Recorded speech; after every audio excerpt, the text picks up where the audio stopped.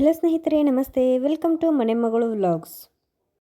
ಇವತ್ತಿನ ಈ ವಿಡಿಯೋದಲ್ಲಿ 2026ರಲ್ಲಿ ಶ್ರಾವಣ ಮಾಸ ಯಾವಾಗ ಪ್ರಾರಂಭವಾಗುತ್ತೆ ಮತ್ತು ಯಾವಾಗ ಅಂತ್ಯ ಆಗುತ್ತೆ ಅನ್ನೋದರ ಜೊತೆಗೆ ಈ ವರ್ಷ ಎಷ್ಟು ಶುಕ್ರವಾರಗಳು, ಎಷ್ಟು ಮಂಗಳವಾರಗಳು, ಹಾಗೆ ಎಷ್ಟು ಸೋಮವಾರಗಳು ಬಂದಿವೆ, ಯಾವ ದಿನ ಬಂದಿವೆ, ಇದರ ಜೊತೆಗೆ ಶ್ರಾವಣ ಮಾಸದಲ್ಲಿ ನಾವು ಆಚರಿಸುವ ಪ್ರಮುಖ ಹಬ್ಬಗಳು ಯಾವ್ಯಾವು ಅನ್ನೋದನ್ನು ಸಂಕ್ಷಿಪ್ತವಾಗಿ ಈ ವಿಡಿಯೋದಲ್ಲಿ ತಿಳಿಸ್ಕೊಡ್ತಾ ಇದ್ದೀನಿ.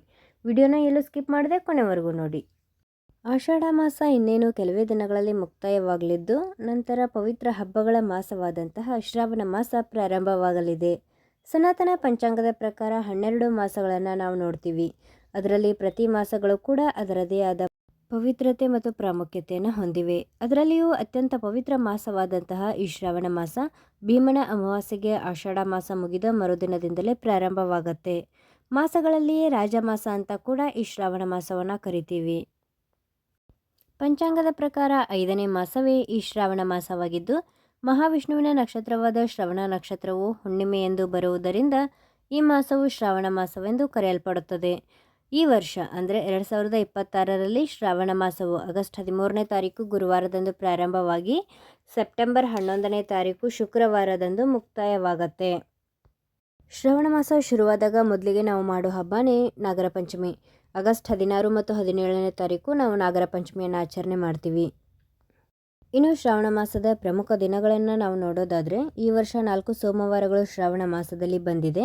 ಮೊದಲನೇ ಸೋಮವಾರ ಆಗಸ್ಟ್ 17ನೇ ತಾರೀಕು, ಎರಡನೇ ಸೋಮವಾರ ಆಗಸ್ಟ್ 24ರಂದು, ಮೂರನೇ ಸೋಮವಾರ ಆಗಸ್ಟ್ 31ನೇ ತಾರೀಕಿರಲಿದ್ದು, ಕೊನೆಯ ಹಾಗೂ 4ನೇ ಸೋಮವಾರ ಸೆಪ್ಟೆಂಬರ್ 7ರಂದು ಇರುತ್ತೆ. ಇನ್ನು ಶ್ರಾವಣ ಮಾಸದಲ್ಲಿ ಶುಕ್ರವಾರಗಳು ಕೂಡ ತುಂಬ ಪ್ರಾಮುಖ್ಯತೆಯನ್ನು ಪಡೆದುಕೊಳ್ಳುತ್ತವೆ.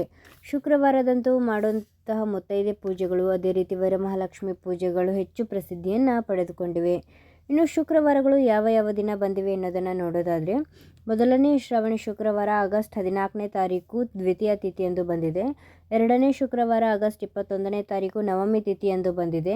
ಮೂರನೇ ಶುಕ್ರವಾರ ಆಗಸ್ಟ್ 28ನೇ ತಾರೀಕು ಹುಣ್ಣಿಮೆ ಎಂದು ಬಂದಿದ್ದು, ಇನ್ನು 4ನೇ ಶುಕ್ರವಾರ ಹಾಗೆ ಕೊನೆಯ ಶುಕ್ರವಾರ ಸೆಪ್ಟೆಂಬರ್ 4ರಂದು ಅಷ್ಟಮಿಯ ತಿಥಿಯ ದಿನ ಬಂದಿದೆ. ಅದೇ ಕೊನೆಯ ಶುಕ್ರವಾರವಾಗಿದೆ. ಇನ್ನು 11ನೇ ತಾರೀಕು ಅಮಾವಾಸ್ಯೆ ದಿನ ಕೂಡ ಶುಕ್ರವಾರ ಇದೆ. ಆದರೆ ಅವತ್ತು ಅಮಾವಾಸ್ಯೆ ಇರೋದ್ರಿಂದ ನಾವು 4 ಶುಕ್ರವಾರಕ್ಕೆ ಮುಗಿಸ್ತಾ ಇದ್ದೀವಿ.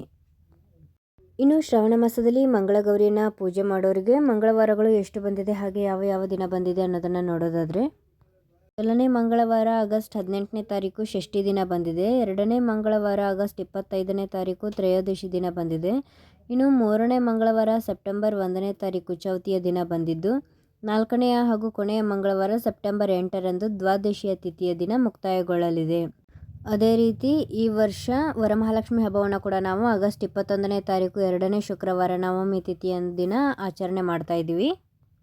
ಹಾಗೆ ಆಗಸ್ಟ್ 21ಕ್ಕೆ ನೂಲ ಹುಣ್ಣಿಮೆ ಹಾಗೂ ಸಹೋದರ ಸೋದರಿಯರ ಬಾಂಧವ್ಯದ ಪ್ರತೀಕವಾಗಿರುವಂತಹ ರಕ್ಷಾಬಂಧನ ಹಬ್ಬವನ್ನು ಕೂಡ ನಾವು ಆಚರಣೆ ಮಾಡ್ತಿದ್ದೀವಿ. ಅದೇ ರೀತಿ ಆಗಸ್ಟ್ 31ನೇ ತಾರೀಕು ಸಂಕಷ್ಟಹರ ಚತುರ್ಥಿ ಇರಲಿದ್ದು, ಅದೇ ರೀತಿ ಸೆಪ್ಟೆಂಬರ್ 3 ಮತ್ತು 4ನೇ ತಾರೀಕು ಶ್ರೀಕೃಷ್ಣ ಜನ್ಮಾಷ್ಟಮಿಯನ್ನು ನಾವು ಆಚರಣೆ ಮಾಡ್ತಿದ್ವಿ.